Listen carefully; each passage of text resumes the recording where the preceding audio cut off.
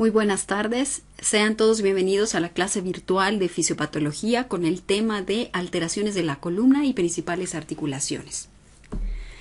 Bien, este es un tema muy interesante porque habla de un problema bastante prevalente en nuestro medio, tanto aquí en Bolivia como en todo el mundo. Desde que hace miles de años el hombre caminara en posición vertical, el dolor en la región lumbar es frecuente, de hecho es la segunda patología más frecuente de consulta, llevando a un gran impacto social y económico bastante elevado. Sucede tanto en hombres como en mujeres sin distinción y normalmente empieza entre los 30 y los 50 años de edad, dándose el caso de que 2/3 de los adultos en general sufrirán de lumbalgia en algún momento de sus vidas. A pesar de los grandes avances tecnológicos en el ámbito de las técnicas diagnósticas y quirúrgicas, las lumbalgias, en cuyo ámbito se incluyen el dolor, la incapacidad y los gastos económicos que producen las lesiones de la columna lumbar, continúan aumentando su prevalencia y su consiguiente coste para la sociedad. La incidencia en adultos es de alrededor de 5% al año, siendo el pico máximo entre los 35 y los 55 años de edad. De la totalidad de los casos, el 85% son lumbalgias leves, de características leves y sin una etiología específica, y solo un 15% son secundarios a enfermedad de la columna vertebral o enfermedades sistémicas graves. La lumbalgia aguda es autolimitada en el 90% de los casos, en los primeros meses, sin cirugía y sin ninguna terapia invasiva. Sin embargo, un 2 a un 7% de los mismos puede derivar en una lumbalgia crónica, la mayoría de las veces de origen inespecífico. Entre los factores pronósticos de cronificación de la lumbalgia destacan sobre todo el sedentarismo, una actitud o una personalidad inadecuada del paciente respecto al dolor, la búsqueda de ganancia secundaria, es decir, el paciente no quiere mejorar para poder obtener la baja médica extendida y seguir cobrando su salario sin trabajar, el estrés, la ansiedad y la depresión y unas elevadas expectativas de mejoría que no llegan a cubrirse por completo. El dolor lumbar está relacionado directamente con el 10 al 15% del ausentismo laboral por enfermedad, con costes médicos asociados, por supuesto, muy elevados para el paciente y para los seguros de salud. Por lo tanto, es importante que las autoridades sanitarias se interesen más por esta problemática tan frecuente y apoyen a la creación de unidades multidisciplinarias del dolor. Vamos con la definición. ¿Qué es lumbalgia crónica? Lumbalgia crónica se define como el dolor por debajo del borde costal inferior y por encima de los glúteos, con o sin dolor referido a las extremidades inferiores durante más de 3 meses de evolución sin otra causa específica.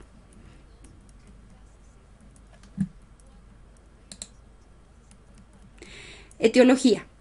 En cuanto a la etiología del dolor lumbar y los tipos de lumbalgias, es importante poder efectuar el diagnóstico etiológico para poder efectuar un tratamiento correcto, no solo sintomático, sino curativo.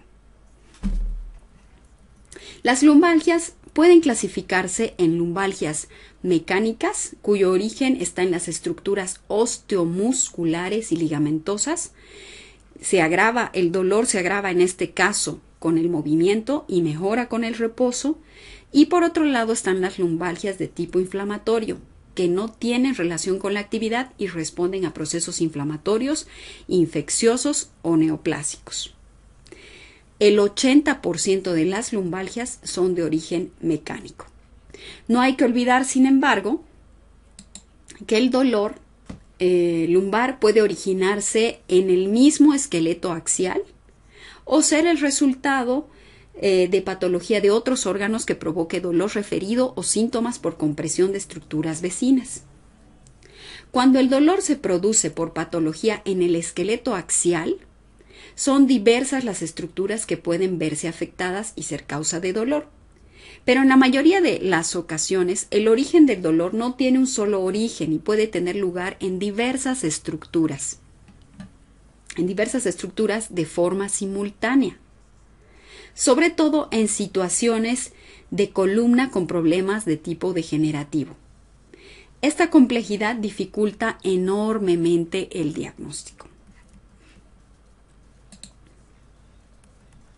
La evaluación clínica y psicológica, junto con la resonancia magnética y la tomografía axial computada, solo son capaces de identificar el 15% del origen del dolor. Pero la no existencia de una correlación anatómica clara con los estudios de imagen no significa que el dolor no exista o no tenga una causa.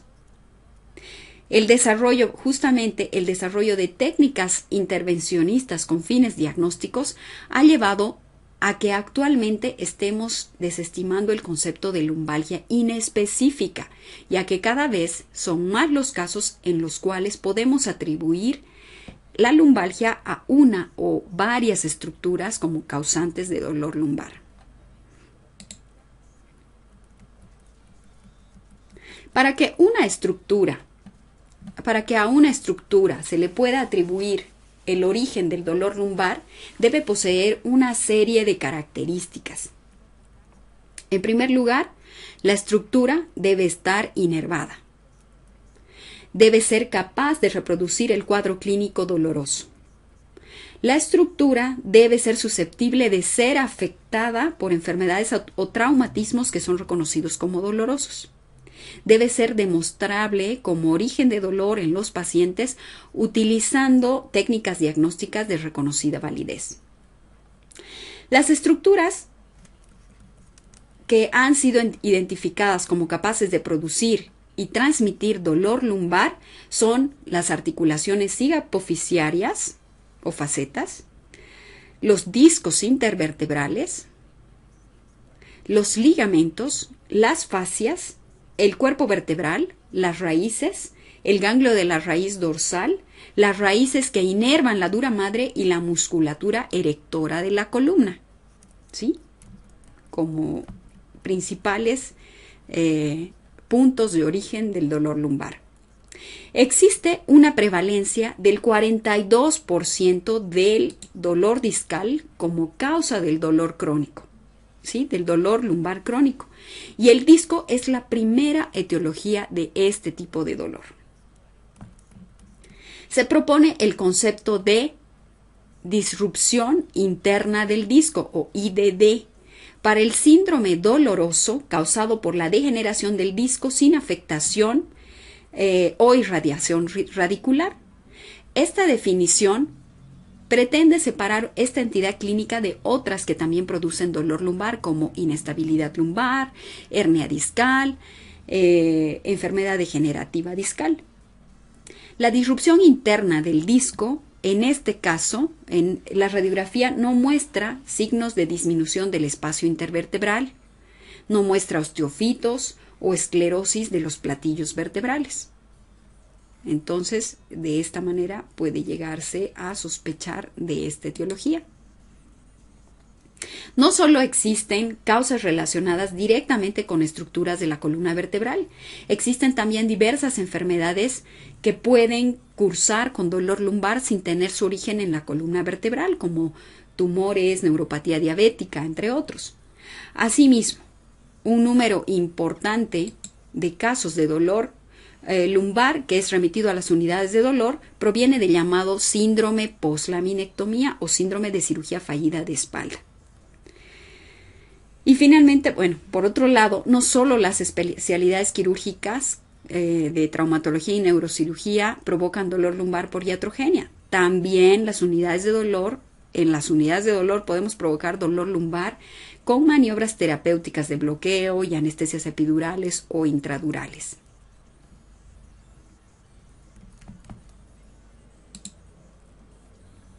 Entre otras causas de dolor lumbar, merece una mención especial la referida a la lumbalgia mecánica, ¿sí?, que es una afección osteoarticular originada en los trastornos de la estática de la columna lumbar. El dolor lumbar en esta ocasión puede ser de origen discogénico, ¿sí?, o articular, o ambos a la vez. En la articulación intervertebral se producen cambios que degeneran en artrosis. También interviene en esta lumbalgia el ligamento amarillo, ya que éste tendrá que soportar mayores presiones como consecuencia de la degeneración del núcleo pulposo, apareciendo micro roturas del ligamento amarillo que se manifiestan como sensación dolorosa. El ligamento vertebral común posterior parece que está relacionado con estos fenómenos dolorosos. Y el mecanismo pues no está todavía bien dilucidado y bien definido. La lumbalgia mecánica es más insidiosa que la lumbalgia aguda, o sea, es progresiva, de inicio progresivo, no brusco. El dolor es menos intenso, aunque su evolución es larga y puede cronificarse con bastante frecuencia. El cuadro doloroso va aumentando a lo largo de la jornada y el paciente está peor al final del día, mejorando con el reposo, por lo que a la mañana siguiente se encuentra al menos parcialmente aliviado. Si el paciente nota alivio del dolor al estar en decúbito, el dolor procede del disco, ya que en decúbito, sobre el núcleo, no se ejercen fuerzas de presión.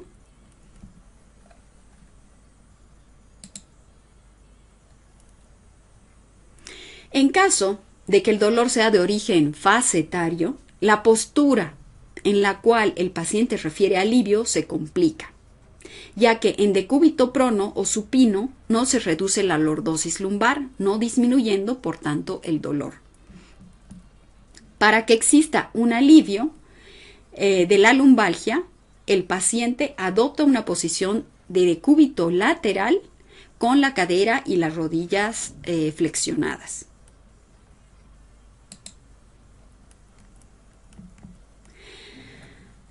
Otras causas de dolor lumbar, entre otras, tenemos el aumento de la presión intracraneal, la esclerosis múltiple, el síndrome de Guillain-Barré, etiología vascular, colocación incorrecta de fijadores vertebrales, de tornillos pediculados, fragmentos de catéteres intradurales o epidurales, radiculalgia por anestesia espinal, lumbalgia mecánica, síndrome doloroso lumbar de fin de semana, lumbalgia de la embarazada y lumbalgia crónica inespecífica. Vamos a mencionar los más importantes, como son la lumbalgia de la embarazada. La lumbalgia de la embarazada se caracteriza o se produce en aproximadamente el 50% de las mujeres y se presenta entre el quinto y el séptimo mes de embarazo. Existe una gran controversia, ya que unos autores consideran que el embarazo puede favorecer la aparición de una hernia discal lumbar, mientras que otros no lo creen así. Los motivos fisiológicos de este dolor lumbar en la mujer embarazada no están bien aclarados, pudiendo estar relacionados con los cambios de posición de la pelvis y caderas debidos al embarazo. De este 50% de mujeres embarazadas que padecen dolor lumbar, un 36%, en un 36% de los casos, el dolor les impide el descanso nocturno. 20% se encuentran verdaderamente enfermas y 9% precisan de un tratamiento ortopédico. La lumbalgia crónica inespecífica o non-specific low back pain, de las siglas en inglés o de la literatura anglosajona, es definido por la International Association for Study of Pain o la Asociación Internacional para Estudio del Dolor como una intolerancia a la actividad e incapacidad para trabajar. La mayor parte de los casos de dolor lumbar son idiopáticos y su exacta etiología permanece desconocida. No tiene causa conocida. Concretamente, el 79% del primer episodio de lumbalgia en el hombre y el 89% en mujeres no tiene causa conocida. En estos pacientes, todas las exploraciones clínicas y radiológicas, incluidos la tomografía axial computada y las resonancias magnéticas, no muestran alteraciones patológicas que expliquen el cuadro álgico. De todas formas, en un trabajo efectuado por Wiesel, encuentra que los estudios de tomografía lumbar en personas de menos de 40 años de edad puede encontrarse una incidencia de hasta el 20% de hernias discales, ¿sí? Sin ninguna sintomatología asociada, es decir, que resulta normal de manera, si pedimos una resonancia magnética al azar en personas entre 35 y 40 años de edad que no tienen sintomatología de dolor lumbar, es muy probable que encontremos una degeneración discal, una hernia de disco o una degeneración facetaria y una estenosis de canal medular, hasta en un 50%.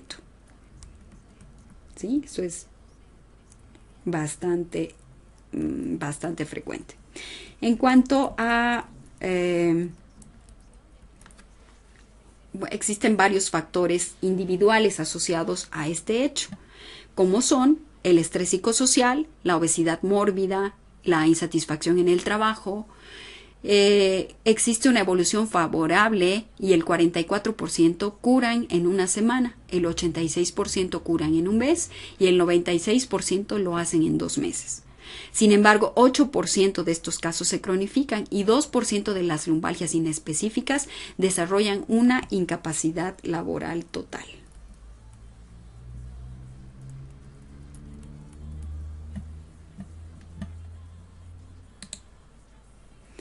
En cuanto a los factores de riesgo para las lumbalgias, hemos indicado apenas algunos relacionados con la lumbalgia inespecífica, pero existen otro tipo de factores en relación con cualquier tipo de lumbalgia. Dentro de los factores extrínsecos, es lógico que los trabajos físicos pesados o que conllevan estar mucho tiempo en bipedestación favorezcan la lumbalgia, ¿sí?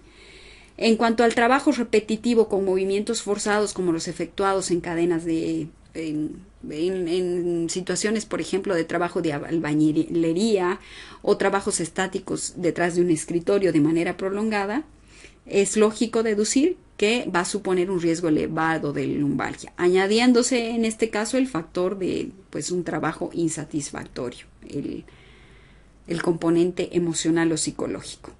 El posible aumento del dolor lumbar en las personas con trabajo sedentario de oficina por aumento de la presión intradiscal por la posición sentado durante mucho tiempo se considera todavía una controversia.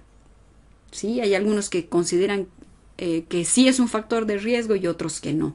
De todas formas, ha habido un aumento en los últimos años de nuevos diseños ergonómicos para disminuir la incidencia de lumbalgia, para trabajar en el tema ergonómico y evitar esta complicación. El hecho de conducir durante muchas horas al día eleva el riesgo de padecer también hernia de disco en una razón de 3:1 con respecto a la población que no conduce. Asimismo, estar sometidos a vibraciones especialmente de gran potencia supone un riesgo elevado de padecer a largo plazo un dolor lumbar.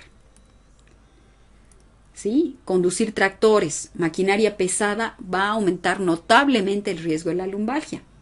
¿Sí? Aunque una buena forma física y una buena musculatura disminuyen el riesgo de la lumbalgia, pueden existir ciertos deportes que por su idiosincrasia misma pueden favorecer la aparición de dolor lumbar, como el golf, el tenis, la gimnasia artística, entre algunos deportes que aumentan el riesgo.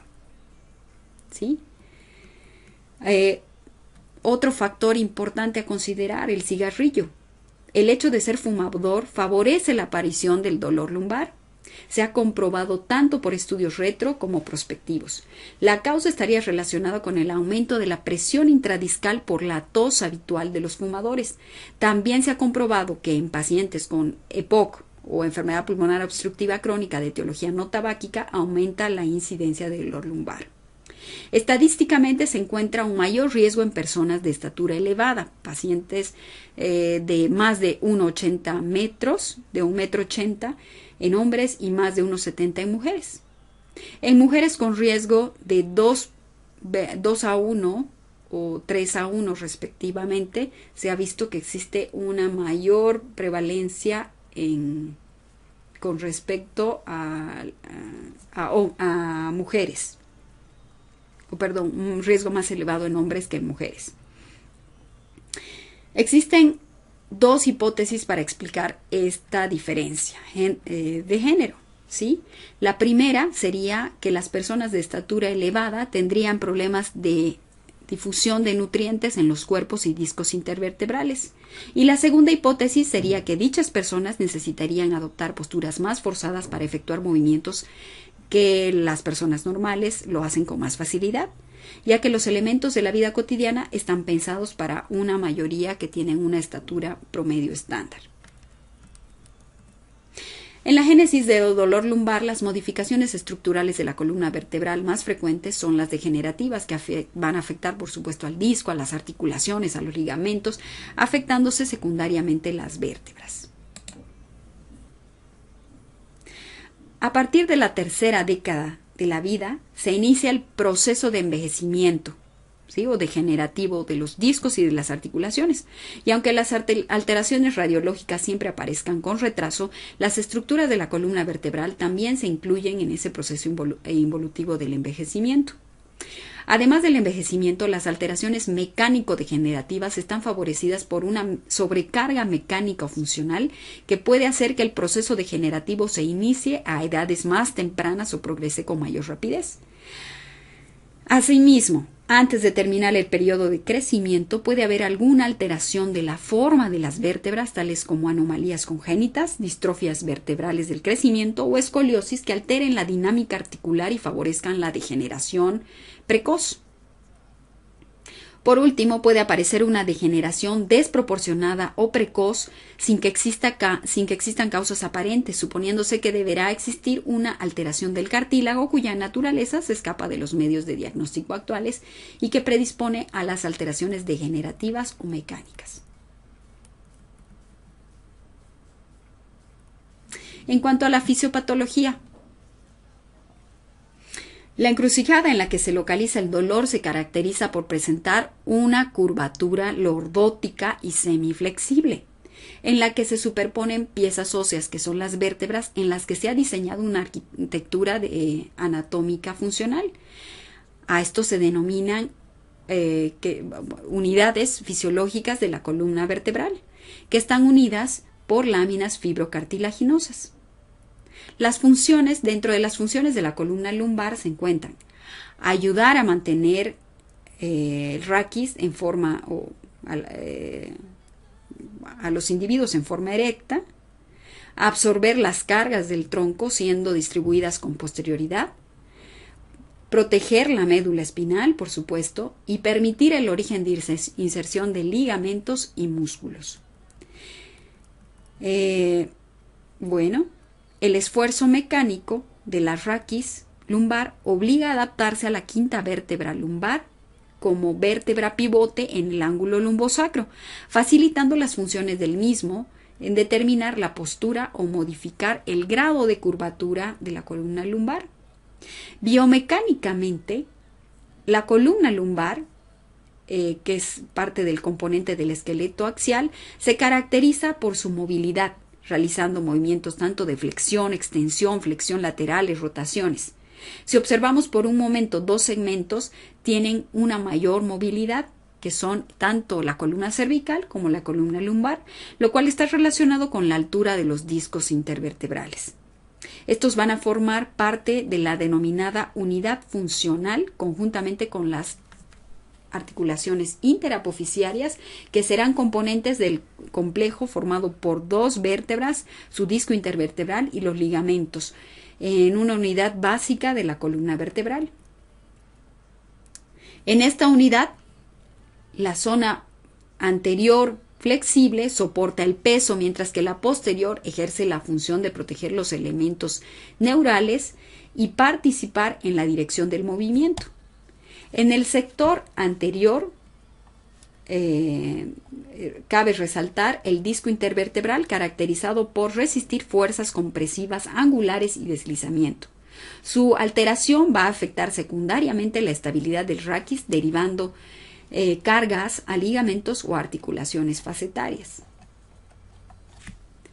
Obviamente existen cambios a esta fisiología habitual y a estas funciones a las cuales ha sido destinada la columna lumbar cuando nosotros hacemos cambios artificiales como el uso de tacones que nos obligan a las mujeres a cambiar esta postura y a aumentar la lordosis de la columna lumbar, intensificando los puntos de presión y las protrusiones o movimientos y degeneración del disco intervertebral y degeneración de las facetas al mismo tiempo. Entonces aquí tenemos a la unidad funcional de la columna vertebral, ¿sí? Que es la que nos va a dar estabilidad a la columna vertebral.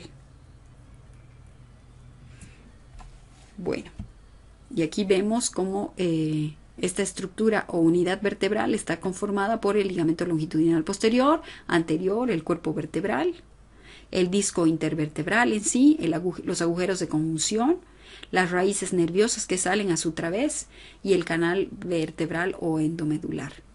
Y aquí vemos cómo este disco es un absorbedor, ¿sí? de la presión mecánica que se ejerce sobre todo a nivel de la espalda baja, columna lumbar, L5, L4, L5, S1, y cómo esto puede generar cambios y degeneraciones aceleradas a este nivel.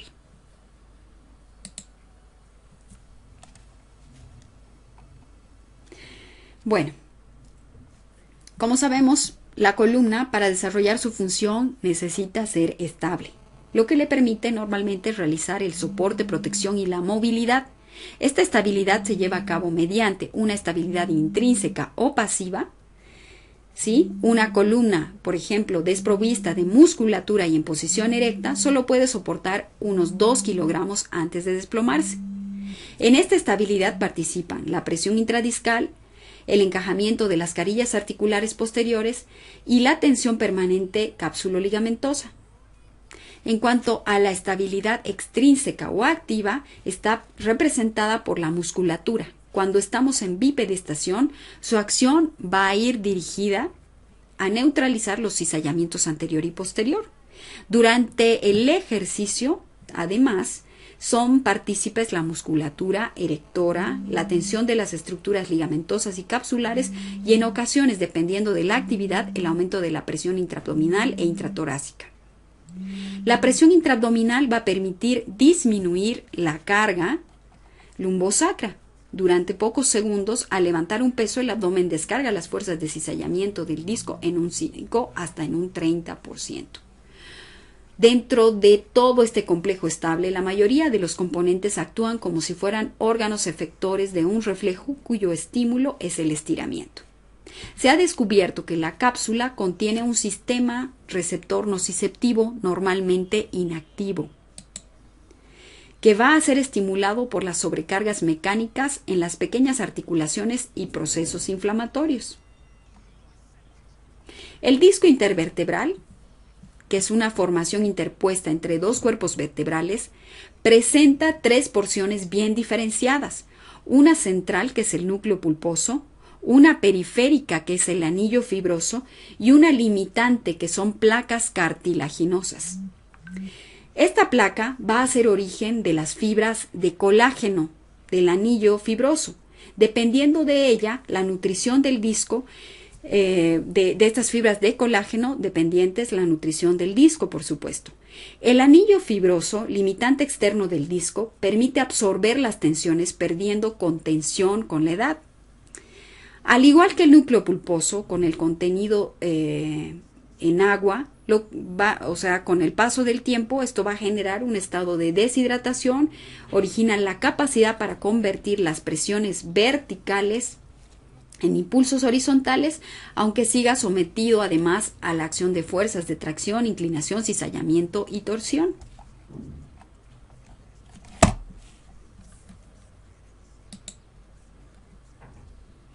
Los conceptos expuestos de biomecánica y estabilidad de la columna nos permiten adelantarnos o adentrarnos en la fisiopatología del dolor lumbar, en el que bien pudiéramos diferenciar dos grandes pilares: la inervación de la unidad o nervio sinovertebral, ¿sí?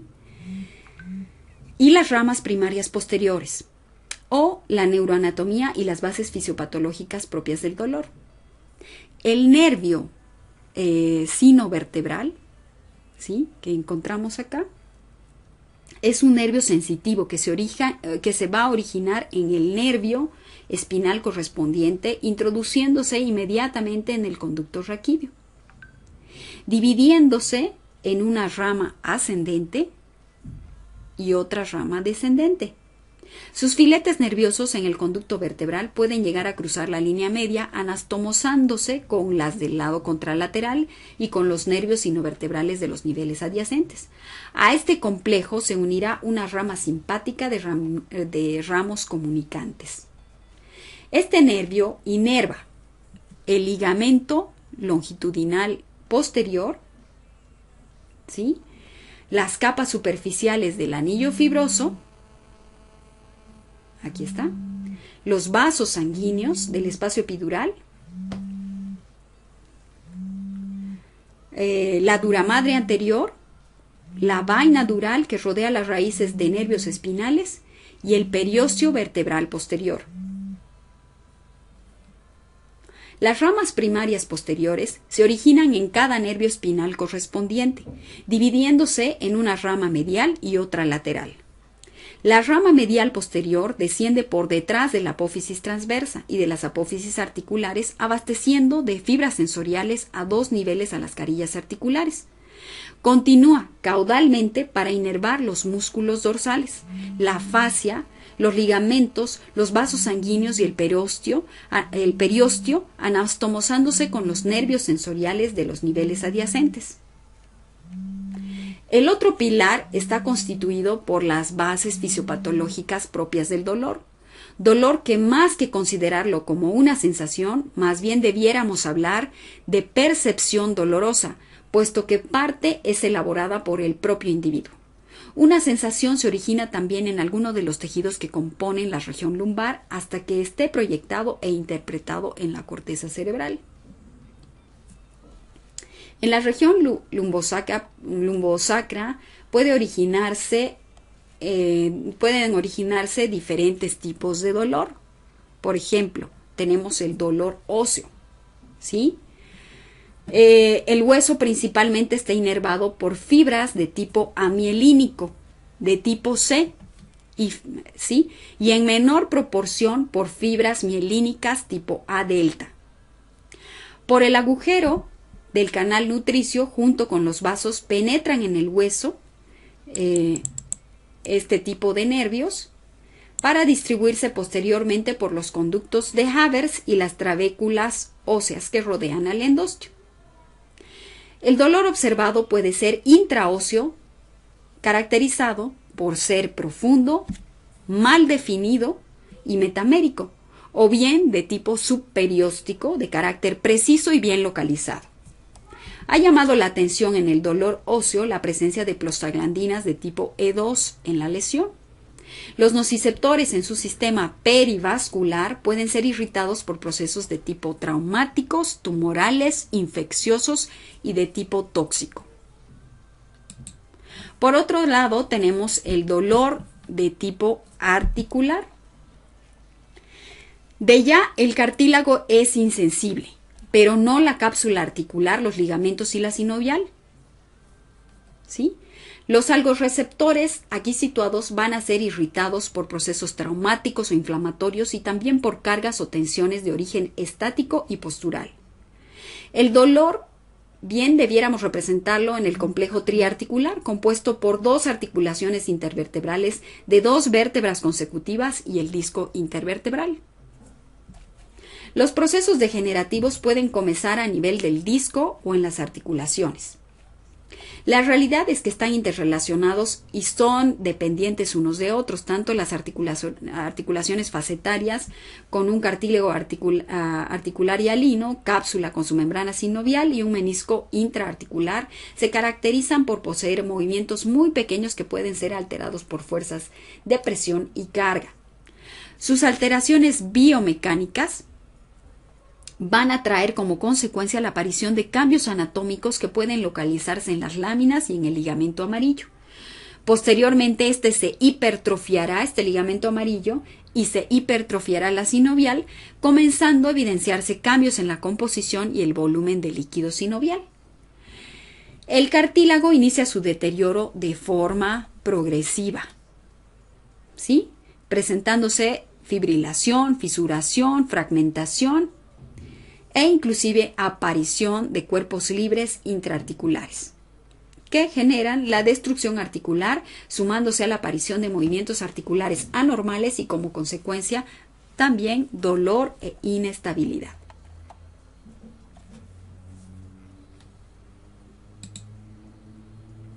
Aquí vemos las articulaciones facetarias, ¿sí? Los procesos articulares tanto superiores como los procesos articulares inferiores que forman parte del complejo triarticular de la columna lumbar, sumado a la conjunción de dos vértebras unidas por un disco intervertebral.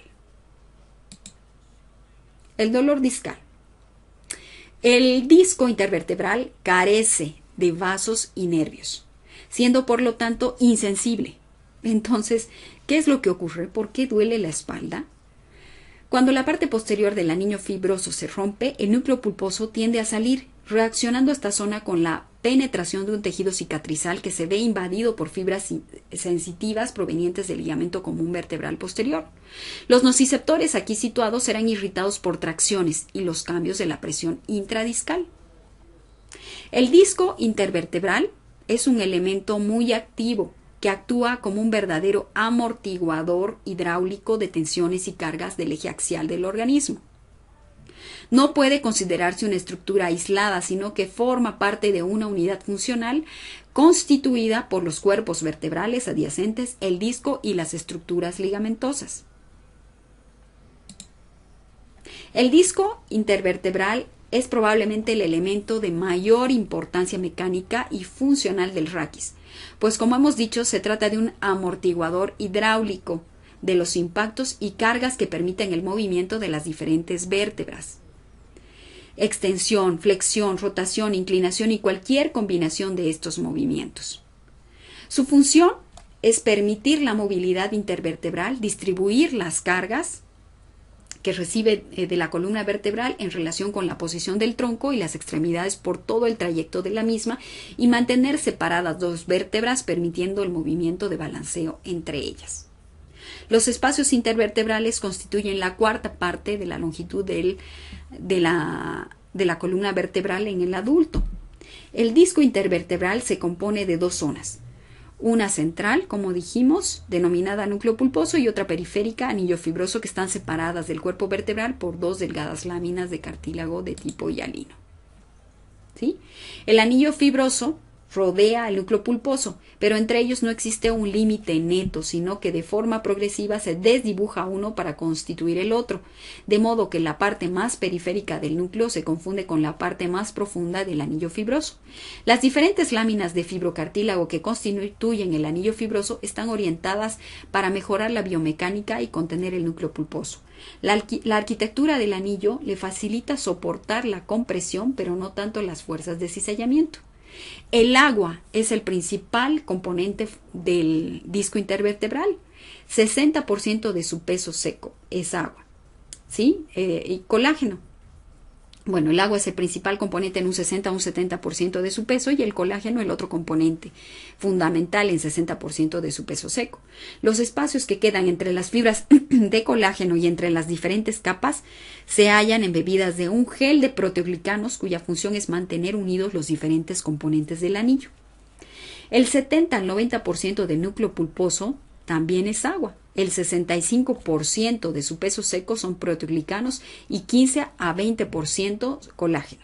El contenido de colágeno del núcleo es menor en los discos lumbares, pudiendo este hecho estar relacionado con su menor resistencia a las torsiones que presenta en esta zona. En la región lumbar, el contenido de colágeno disminuye espectacularmente con la edad, por supuesto, y esto se relaciona con la menor resistencia de la zona en edades avanzadas. Al recibir una carga, estas se distribuyen recibiendo el anillo fibroso el 25% de la misma y el núcleo pulposo el 75% de la fuerza.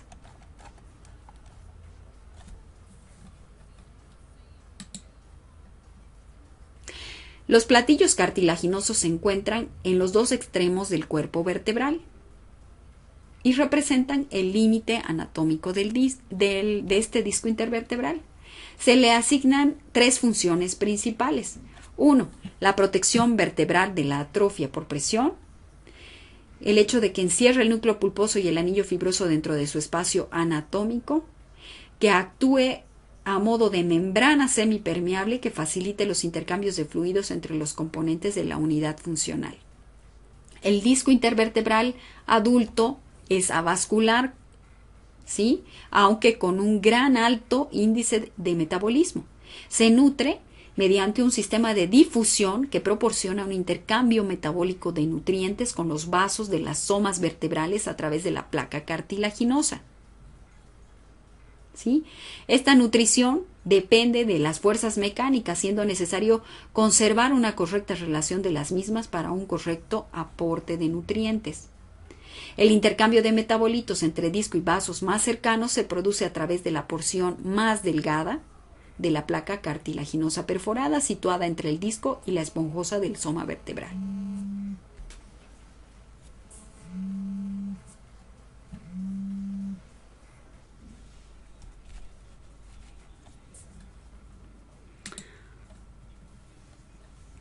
Bueno, en cuanto a la inervación del disco intervertebral, en general se admite que el disco intervertebral es una fuente importante de dolor lumbar y para ello es necesario que esté inervado. Actualmente se acepta que el disco tiene una doble inervación, una que se origina directamente en el nervio espinal segmentario y otra que lo alcanza vía ramos simpáticos no segmentarios, son los nervios sinovertebrales y los plexos peridiscales. ¿Sí? El nervio sinovertebral de Luska que les mostré en una figura anterior es el responsable del dolor discal. Es un nervio muy pequeño que se origina distal al nervio raquídeo y al que se une una rama simpática y otras ramas somáticas adicionales de otros nervios raquídeos. Una vez formada, penetra en el canal por el agujero de conjunción y da una rama para el disco superior y otra para el disco del mismo nivel segmentario. Estas ramas dan filamentos transversales anteriores y posteriores que se anastomosan con sus homólogos contralaterales y adyacentes superiores e inferiores. En la inervación de un disco participan al menos 3 nervios sinovertebrales. ¿Sí? Los plexos venosos peridiscales, pues hay 3 plexos, anterior, medio y posterior. El anterior está formado por ramos del tronco simpático, ramos comunicantes grises y el posterior por las interconexiones de los nervios sinovertebrales. Ambos van a conectarse por el plexo lateral menos definido, formando las ramas de los ramos comunicantes grises. En resumen, la inervación de la parte posterior del anillo depende de los nervios sinovertebrales y la parte anterior por los ramos comunicantes grises. ¿Sí? Esa figura les muestro, ya se las he mostrado. Se ha demostrado que los discos patológicos dolorosos, que en estos discos patológicos la densidad de la inervación es mayor que en un disco sano. Las fibras nerviosas invaden la parte más profunda del anillo e incluso alcanzan el núcleo, acompañando al tejido de granulación que intenta reparar las fisuras. En los discos patológicos hay un aumento de sustancias neurotropas. El factor de crecimiento nervioso producido en células inflamatorias del disco patológico puede inducir el crecimiento axónico y síntesis de neuropéptidos de tipo algógeno. Eso en cuanto a dolor discal. Ahora nos vamos a lo que es el dolor dural. La dura madre, la meninge anterior, en su parte anterior de la médula, posee una rica inervación de tipo sensitivo, siendo sus nociceptores estimulados por el disco intervertebral, las fracturas y los osteofitos, entre otros. Tenemos el dolor vascular. Los plexos venosos poseen una importante inervación perivascular. Sus nociceptores aquí situados pueden ser estimulados por el éstasis venoso, ¿sí?, que ocurre en los enfermos cardíacos o tras esfuerzos, estornudo o tos. Hemos hablado de los pacientes hipocosos. Tenemos el dolor miofacial. La masa muscular, tendones, fascias o vainas tienen una inervación sensitiva cuyos algorreceptores pueden ser estimulados por roturas, elongaciones o cambios químicos que generan un aumento del ion de potasio o de ácido láctico. Tenemos el dolor cutáneo. Las heridas, contusiones, infecciones a nivel de la piel originan un estímulo de los receptores distribuidos en la piel y en el tejido celular subcutáneo. Entonces, ahora vamos hacia la aproximación diagnóstica. ¿Cómo llegamos a un diagnóstico clínico preciso en las lumbalgias crónicas? En el estudio del dolor lumbar hay que considerar la posible existencia de diversos tipos de dolor, a veces coexistentes en un mismo enfermo. El dolor lumbar puede ser agudo para empezar o puede ser crónico, puede ser somático o puede ser visceral, puede ser nociceptivo o neuropático. Todo ello modulado por la percepción del paciente que lo padece, por supuesto. En este sentido, la coexistencia de hiperalgesia o de alodinia puede ser determinante para hacer un diagnóstico definitivo de un dolor neuropático, ¿sí?, de tipo neuropático o de tipo nociceptivo. Las connotaciones económicas que en muchos casos tiene el dolor lumbar hace que el relato del paciente puede estar en ocasiones sujeto a exageración o incluso simulación, lo cual debe de tenerse en cuenta. Al afrontar al paciente con dolor lumbar es fundamental tener como objetivo final establecer un diagnóstico lo más preciso posible. Y para esto es necesario hacer una anamnesis correcta.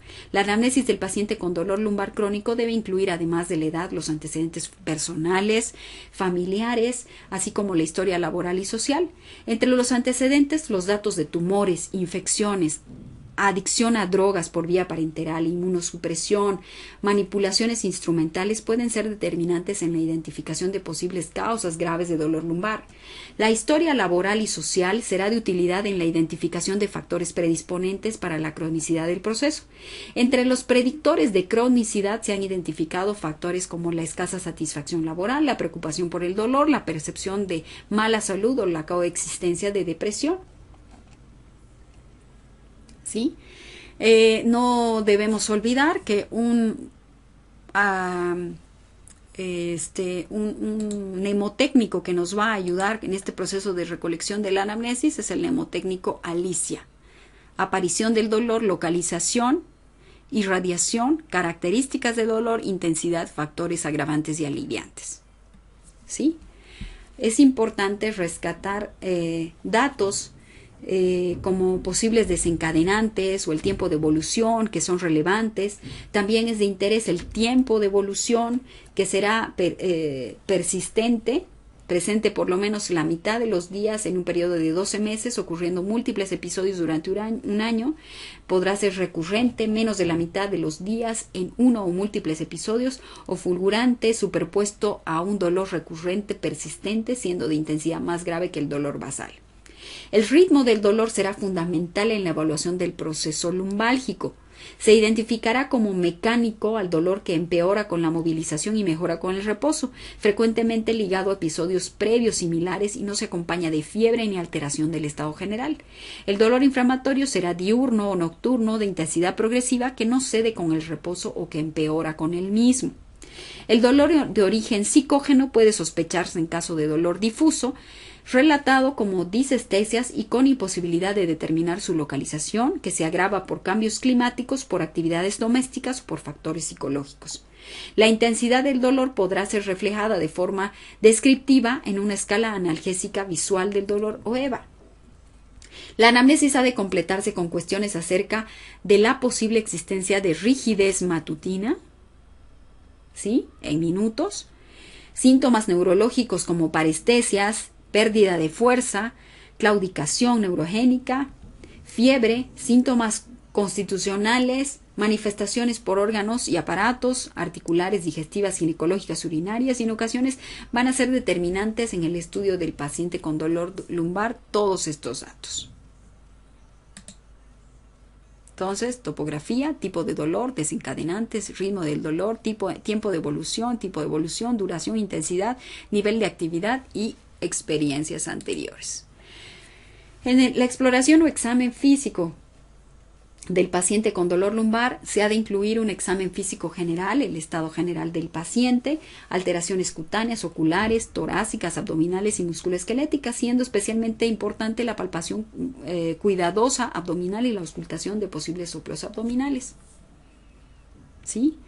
Debo hacer un examen de columna lumbosacra mediante el protocolo de inspección, movilidad, palpación, maniobras especiales de compresión radicular, reflejos osteotendinosos, motilidad, sensibilidad, maniobras de provocación sacroiliaca, maniobras de provocación de dolor a nivel del músculo psoas, piriforme, músculos glúteos, psoas ilíaco y trastornos funcionales. También el examen de columna lumbosacra precisará de una inspección detallada del desequilibrio de hombros, basculación pélvica, escoliosis, asimetrías del raquis, hipercifosis, hiperlordosis, actitud antiálgica. ¿Sí? Hay que evaluar la amplitud y la aparición de dolor con los movimientos de flexión, extensión, lateralización.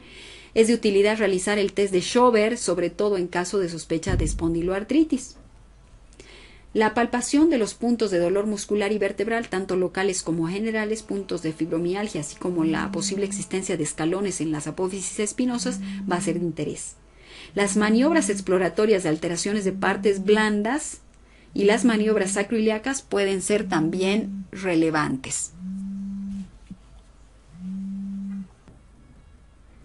Es fundamental, por supuesto, la exploración neurológica adicional. Bueno, aquí está la maniobra de Schober, ¿sí? Que consiste en hacer una marca en la columna vertebral de esta forma, a nivel de la espina ilíaca póstero superior, a nivel de L4, y hacer una nueva marca 10 centímetros por arriba de esta.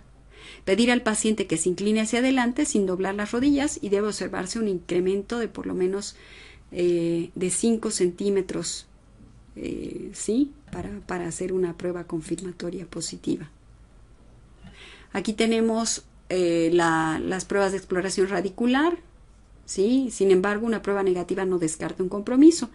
La CG positivo es positiva cuando el dolor es de carácter radicular en territorio de ciático con pierna elevada de 30 a 70 grados. No es significativo solo si el dolor en la región lumbar o nalga o tirantez en el muslo resultan positivos. También se puede hacer la prueba del ACG invertido, como vemos acá, o la ACG posterior, con el enfermo en decúbito prono, se eleva la pierna con la rodilla flexionada. Si hay dolor, existe compromiso de las raíces altas, L2 a L4.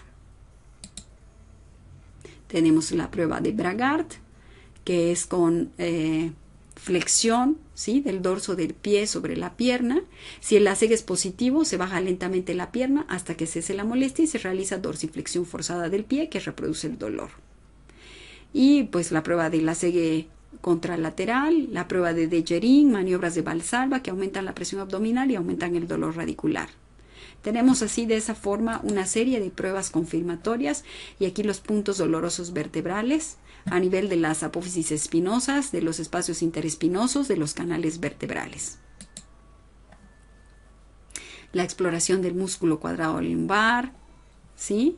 Que es un músculo extenso que se origina en las apófisis laterales de las vértebras de la columna lumbar desde L1 a L5 y el ligamento iliolumbar y cresta ilíaca, y se inserta en el borde inferior de la duodécima costilla por arriba. ¿Sí? ¿Cuál es la función de este músculo? Flexión lateral de la columna y mantenimiento de la postura erecta. Puede haber una inflamación miofacial, ¿sí? A nivel de este músculo que pueda generar dolor lumbar. Entonces se pueden hacer exploración, pruebas de provocación de este músculo con el paciente acostado en decúbito lateral, con una almohada debajo, el brazo superior extendido por encima de la cabeza y se exploran todos los puntos dolorosos entre las zonas vecinas a la cresta ilíaca y la costilla número 12. Tenemos la exploración del músculo psoas ilíaco, que es un gran músculo que se origina en la cara lateral de los cuerpos y discos vertebrales desde D12 hasta L5. Se dirige hacia abajo y hacia adelante atravesando la pelvis, pasando por debajo del ligamento inguinal y se inserta en el trocánter menor del fémur. Su patología cursa con dolor paraespinal e irradiado. irradiado hacia las articulaciones sacroiliacas, abdomen inferior, ingles y cara interna del muslo. Se explora con el paciente sentado, se hace flexión de la cadera contra resistencia, produce dolor en dichas zonas. ¿Sí? Es importante considerar los parámetros de test de Waddell, que está constituido por 5 pruebas. Dolor o hipersensibilidad ante un contacto superficial, prueba de simulación, dolor lumbar al realizar una presión axial sobre el cráneo. 3. Prueba de distracción, si una maniobra específica, por ejemplo el lacegue, es negativa para el dolor por distraer al paciente. La incongruencia entre la localización de las alteraciones y la neuroanatomía conocida, y la expresión o reacción desproporcionada ante todo lo anterior. ¿Cómo hacemos el diagnóstico? Las pruebas y procedimientos de diagnóstico son herramientas vitales que ayudan a los médicos a confirmar o descartar la presencia de un trastorno neurológico o de otra enfermedad. El diagnóstico por una imagen para el dolor lumbar crónico puede originarse, como sabemos, este dolor en cualquiera de las estructuras anatómicas que componen la columna lumbar, incluida la musculatura paravertebral, y en el momento actual la técnica idónea para el diagnóstico radiológico de estas entidades es la resonancia magnética. ¿Sí? La enfermedad degenerativa comprende diversas situaciones patológicas cuyo diagnóstico por imagen puede confirmar el cuadro clínico. Debemos considerar las banderas rojas, cuándo solicitar ayudas diagnósticas en caso de dolor lumbar agudo con o sin radiculopatía. Es decir, si es que mi paciente se presenta con un cuadro de dolor lumbar por primera vez, ¿sí? Y sin datos de radiculopatía, ¿en qué situaciones puedo pedir de primera mano, en primera instancia, una resonancia magnética? Si es que mi paciente tiene banderas rojas. ¿Cuáles son estas banderas rojas? Edad mayor de 50 años, ¿sí? Fiebre, infección de tracto urinario reciente, infecciones en la piel, heridas penetrantes en las regiones cercanas a la columna, trauma significativo antecedente de un trauma, dolor nocturno de reposo, déficit motor o sensitivo progresivo, anestesia perineal, ciática bilateral o debilidad en las piernas, dificultad para orinar, incontinencia fecal, baja de peso inexplicada, historia de cáncer previo o alta sospecha actual, historia de osteoporosis, inmunosupresión, uso crónico de corticoides, uso de drogas intravenosas, abuso de sustancias, falta de mejoría después de 6 semanas de tratamiento. Esto según el Colegio Americano de Radiología del 2009. Son parámetros en los cuales yo me debo guiar para poder pedir inmediatamente una resonancia magnética. Caso contrario, me guío para hacer el diagnóstico básicamente con una radiografía simple, lumbar, ¿sí? Y la clínica, por supuesto. ¿Cuándo pedir una radiografía más un hemograma y pruebas de sedimentación? Cuando existan factores de riesgo para cáncer, dolor lumbar nuevo, ¿sí? Cuando hay algún antecedente o sospecha de cáncer. Cuando resonancia, factores de riesgo para infección espinal, dolor bajo de espalda con fiebre o historia de infección reciente o abuso de drogas, signos de caudequina como retención urinaria nueva, incontinencia fecal o anestesia en silla de montar. ¿Cuándo no pedir imágenes?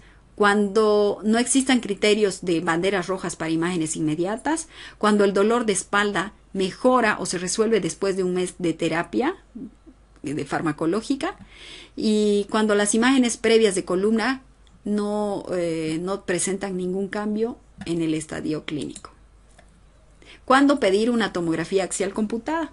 La tomografía axial computada tiene una alta resolución morfológica para ver hueso, articulaciones complejas y estructuras enmascaradas por superposición. Visualiza alteraciones congénitas y lesiones traumáticas, destrucción ósea y cortical y sus posibles extensiones hacia los tejidos de las partes blandas.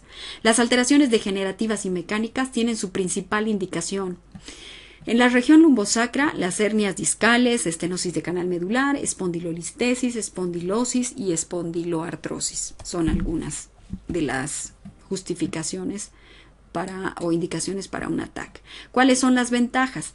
Respecto a la mielografía, por ejemplo, que es un estudio que se realiza mediante contraste, la TAC es una técnica no agresiva, no necesita invadir el canal medular. Respecto a los estudios simples, delimita mejor el continente del canal con mediciones fiables y establecimiento de relaciones anatómicas. Visualiza la densidad de las partes blandas tanto del disco y del contenido del canal, del saco dural, emergencias radiculares, grasa epidural y ligamentos amarillos, así como musculatura paravertebral. Aquí podemos ver una imagen de resonancia magnética nuclear de una patología degenerativa discal con disminución de las señales de T2, disminución de la altura intervertebral y ensanchamiento focal difuso.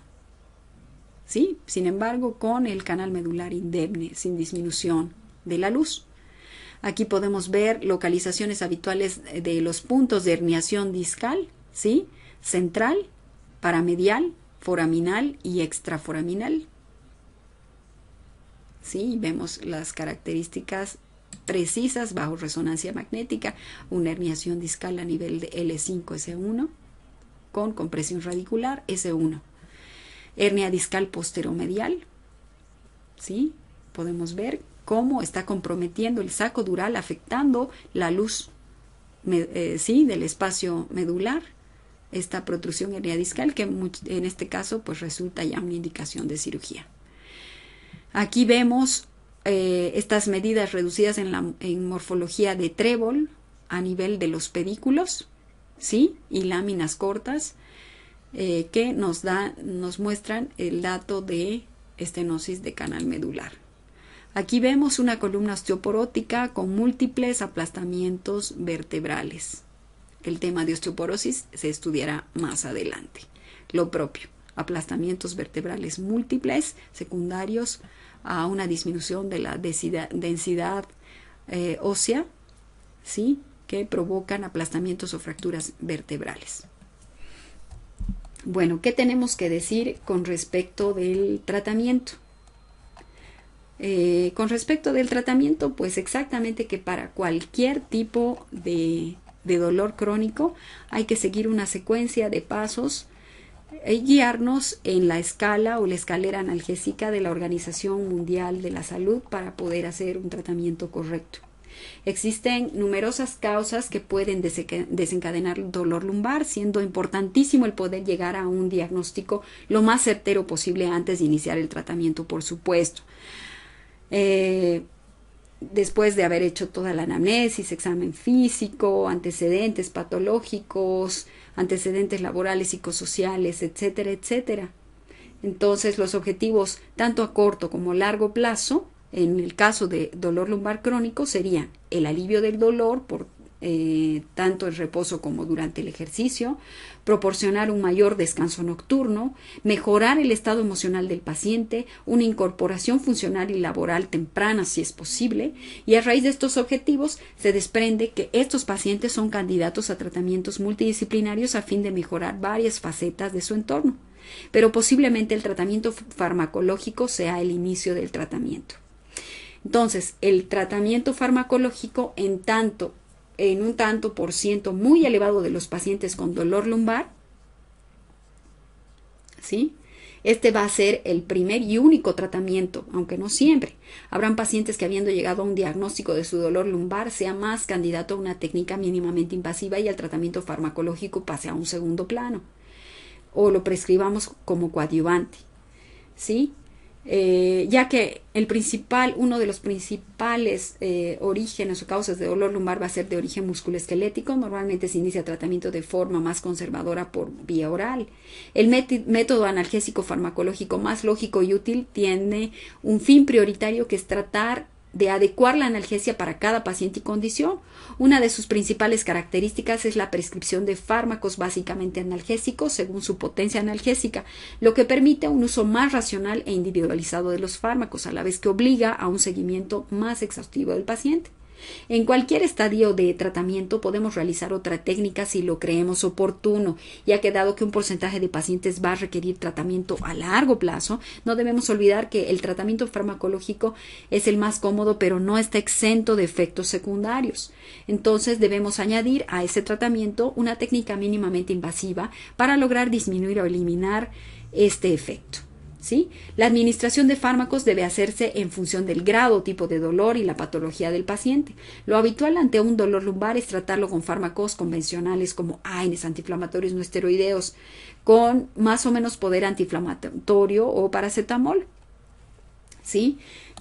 Sin embargo, ya que sabemos que el dolor lumbar puede tener diferentes orígenes que requieren diferentes tratamientos, debo adecuarlo al tipo de paciente, ¿sí? Si es leve o moderado, entonces el dolor, pues procedo con antiinflamatorios no esteroideos.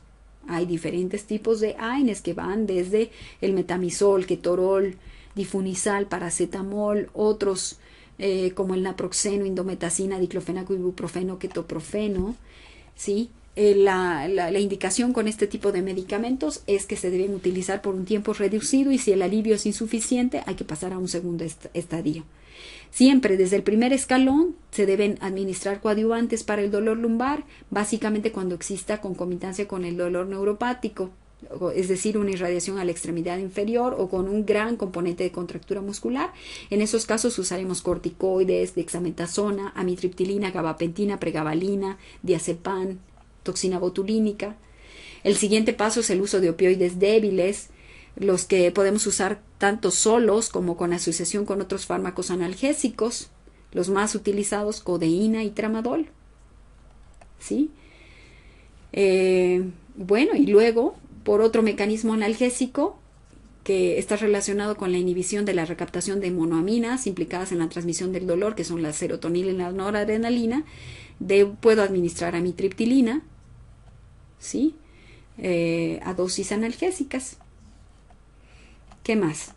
Luego vamos hacia las técnicas, el tercer escalón, que son los opioides fuertes, ya no solamente los débiles, que los más frecuentes para su administración a corto plazo son la morfina, el fentanilo, la buprenorfina transdérmica, ¿sí? Como consejo práctico, decir que debemos empezar con la menor dosis posible convertible a partir del opioide menor, que ha sido la codeína o el tramadol, e ir aumentando muy lentamente en función del control del dolor, como los efectos secundarios que pueden ser somnolencia, desorientación, náuseas, constipación. En cuanto a los bloqueos, el éxito de los bloqueos está en función de que se alcance la estructura deseada, para lo cual es necesario un conocimiento anatómico y material adecuado. No todos los fallos son imputables a una técnica deficiente, puesto que existen vías nociceptivas alternativas y células ganglionares ectópicas. Se pueden hacer bloqueos desde puntos gatillo, bloqueos facetarios, periarticulares, intraarticulares, bloqueos selectivos de ganglio de la raíz dorsal, bloqueos de ramo medial, ramo posterior o del mismo ramo posterior para la articulación L5S1, todos guiados por fluoroscopía, que es la manera segura de hacer procedimientos de infiltración percutáneos. Se pueden hacer infiltraciones de la articulación sacroiliaca, si ese es el origen, o infiltraciones de puntos gatillo musculares o acilíaco cuadrado lumbar, administrando anestésicos locales y corticosteroides de liberación prolongada, ¿sí? En cuanto a los corticoides, pues hay un capítulo muy largo para explicarles cuál es más conveniente y cuáles son los riesgos de utilizar corticoides a largo plazo. Terapia física debe acompañar siempre a la terapia farmacológica como técnicas alternativas. También podemos hablar de la acupuntura y como otras técnicas más avanzadas pudiéramos hablar de la radiofrecuencia. Las lesiones por radiofrecuencia se usan para reducir la aferencia de los estímulos nocivos en situaciones de dolor crónico.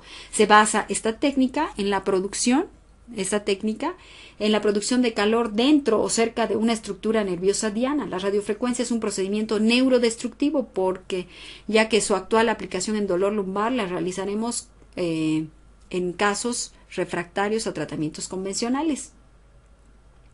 Esta técnica debe aplicarse en el paciente seleccionado apropiadamente. ¿Cuál es el paciente apropiado para una radiofrecuencia?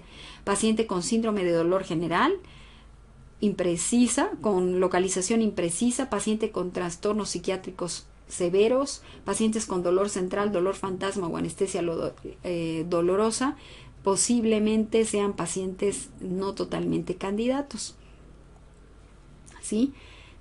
¿Cuándo es el momento apropiado para realizar una radiofrecuencia? La secuencia habitual de tratamiento para dolor espinal sería la siguiente. Primero, cuando se realiza el diagnóstico, un tratamiento farmacológico conservador, procedimientos diagnósticos de imagen, más tratamiento conservador, tratamiento causal si está indicado, medidas agresivas como radiofrecuencia o radiofrecuencia pulsada, progresando hacia la desiólisis, que es una técnica endoscópica a nivel ingresando hacia el espacio epidural y liberando bridas y adherencias si la causa fuera un dolor lumbar de causa espalda fallida. Y finalmente las técnicas de neuromodulación o estimulación de la médula espinal. ¿Sí? Esas serían alternativas de tratamiento. Las más importantes entre otras. Entonces, básicamente ese es nuestro flujograma de tratamiento. Espero que les haya servido la charla. Quedo muy agradecida por su atención. Pasamos a las preguntas.